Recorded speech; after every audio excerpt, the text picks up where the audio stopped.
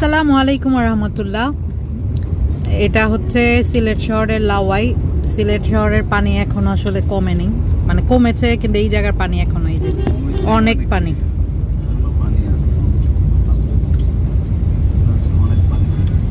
অনেকে হয়তো ভাবছেন সিলেট শহরে বন্যা তেমন নাই, কিন্তু এই যে শহরেও কিন্তু বন্যা আছে,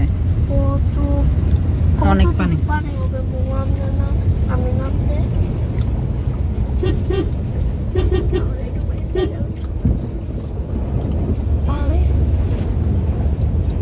দেখো বাবা, পানি উঠে সমুদ্রের মতো পানি।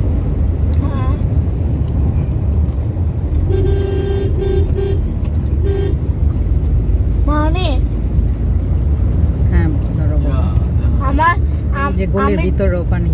হ্যাঁ বলো। আমি যদি এখন নামতাম, বুঝো আমাকে পুরো ডুবাই নিয়ে যেত।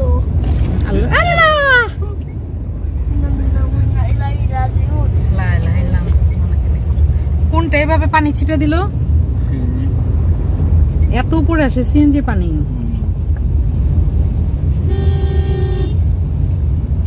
সিএনজি এত স্পিডে গিয়েছে যে আমাদের গাড়ি ক্লাস একদম বন্যার পানিতে ভেসে যাচ্ছে। বাপরে, লাই লাই এখানে তো ভাঙ্গা নাই, আস্তে আস্তে যাইতে হবে কিন্তু। আর স্পিড, এই যে রিক্সাগুলো, ভালো পানি, অনেক পানি এখানে।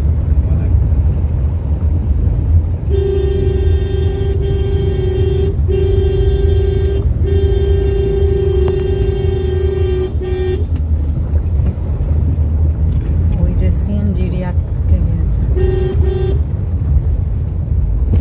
লা লা লা লা, উঠে গিয়েছি।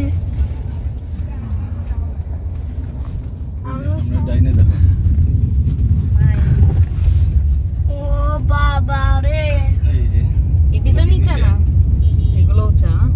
এই পানিগুলো কিসের? সিলেট শহরে এখনো বন্যা, আর সবচেয়ে বেশি এখানের পানিগুলো অনেক নোংরা, একদম ময়লা। কিভাবে যে মানুষ থাকছে, বিভিন্ন রোগ শোক এখান থেকে ছড়াবে।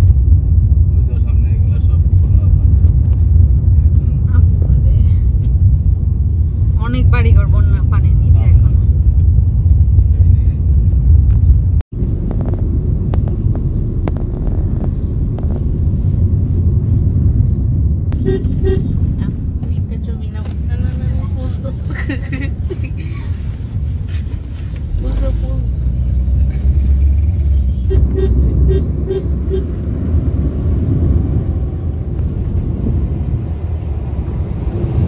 সবজি নষ্ট হয়ে গেছে বন্যাতে। ইন্ডাস্ট্রি দেখে লাভ নাই। এই যে আমার ডান পাশে সবজি, সমস্ত সবজি নষ্ট। বিশাল এরিয়ার সবজির সমস্ত সবজি নষ্ট হয়ে গেছে। আস্তে আস্তে পানি বাড়তেছে, আরো কুশিয়ারা নদী পানি বাড়তেছে, এই এলাকায় পানিও বাড়তেছে। এই যে সবজিতে ফুল পানিতে ভরপুর।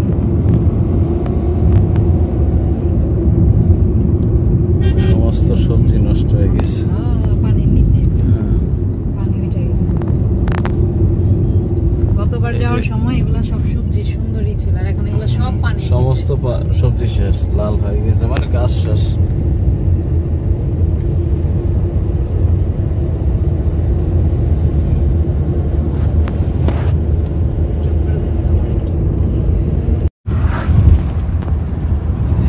আমরা সিলেট থেকে হবিগঞ্জ যাচ্ছি, আর এই যে জায়গাটা দেখতে পাচ্ছেন, এখানে অনেক সবজি চাষ করা হয়েছে, কিন্তু কুশিয়ারার পানি বাড়ার কারণে এখন এই সবজি সব একদম পানির নিচে গিয়ে সবজির পুরো সবকিছুই নষ্ট হয়ে যাচ্ছে। আর কুশিয়ারার পানি বাড়ার কারণে এখানে কিন্তু অনেকের ঘর বাড়ি বন্যার পানির নিচে। এই সাইডের মানুষগুলা কিন্তু সাহায্য সহযোগিতা থেকে বঞ্চিত হচ্ছে।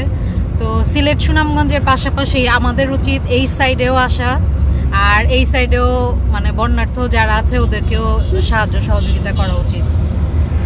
অনেক ভালো ভালো বাড়িঘরের ভিতরে কিন্তু পানি, আর সবজি তো মানে শেষ।